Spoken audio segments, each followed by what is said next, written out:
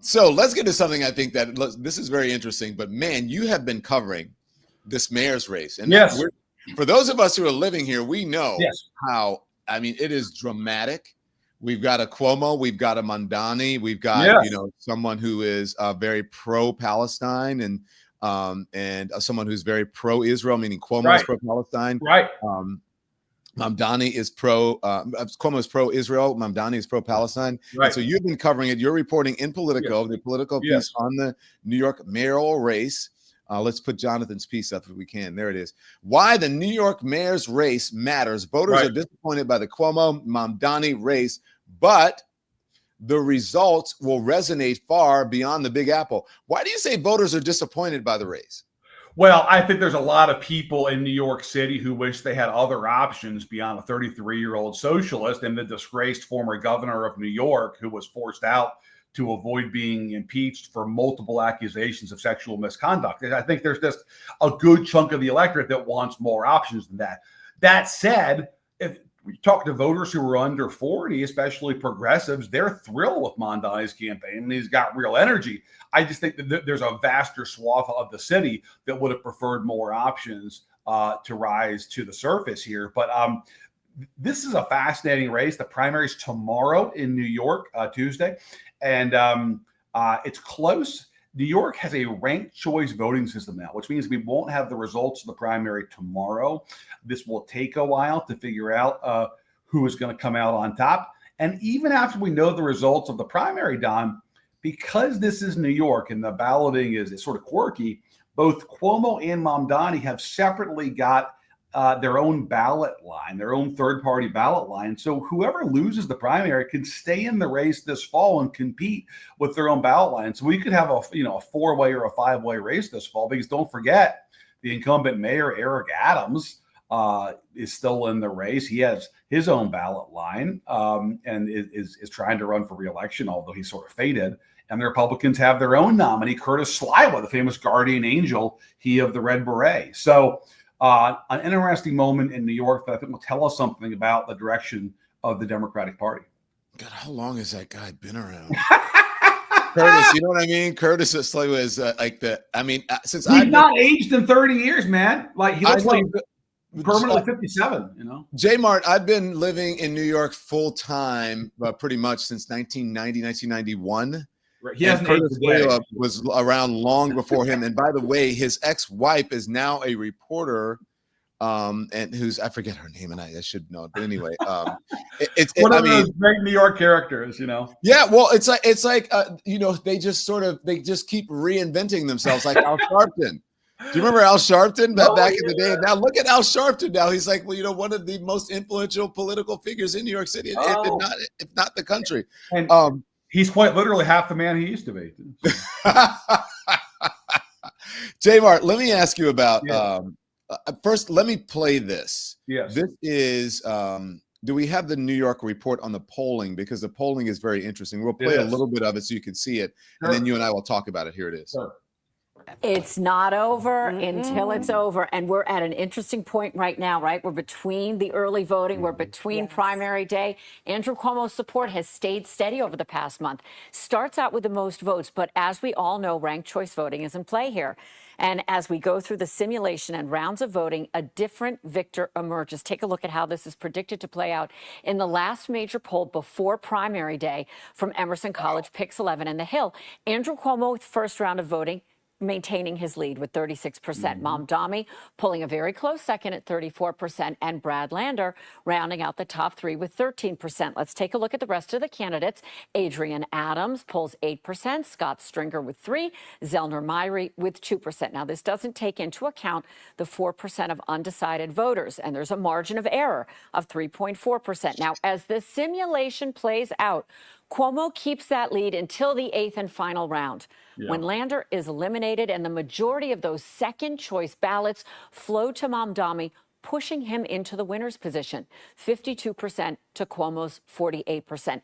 It is a stunning rise for the 33-year-old assembly member from Queens, who was taking 1% of the vote when we first saw the polls in this race 5 months ago. The number of undecided voters has so steadily we get it. declined. You get it. It's Okay, so listen, the undecided voters amount. But there was put up, if you can put up the comment from Axel, the Abby girl, or ABX girl. Cuomo still has says the majority of the black vote, which is over 50%.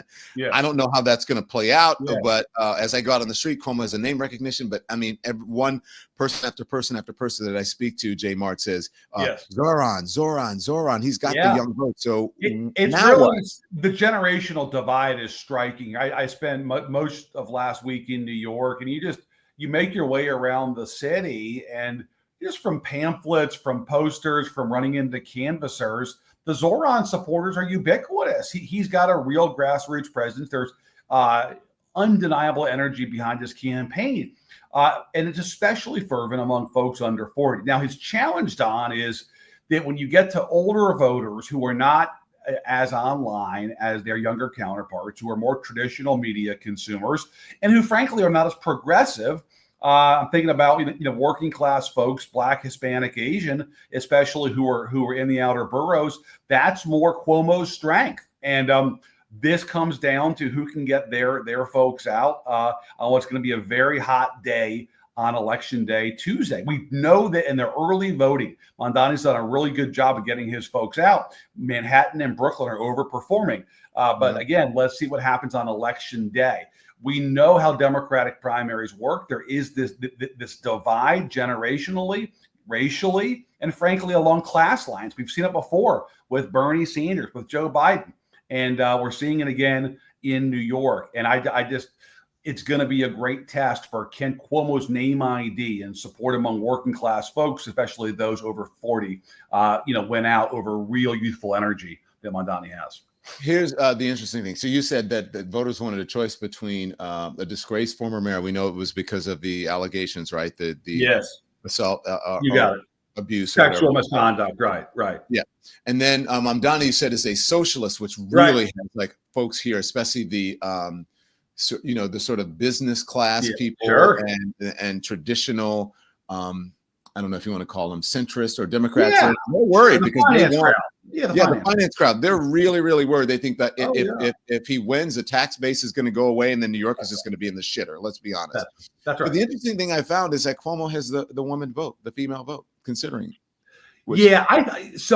I think a lot of this, again, is generational, and I think some of it is racial. I think Mamdani has not been able to make inroads with older Black voters, man or woman, and I think that's been a challenge for him. And I think that could ultimately be, if he does win the primary, the reason why.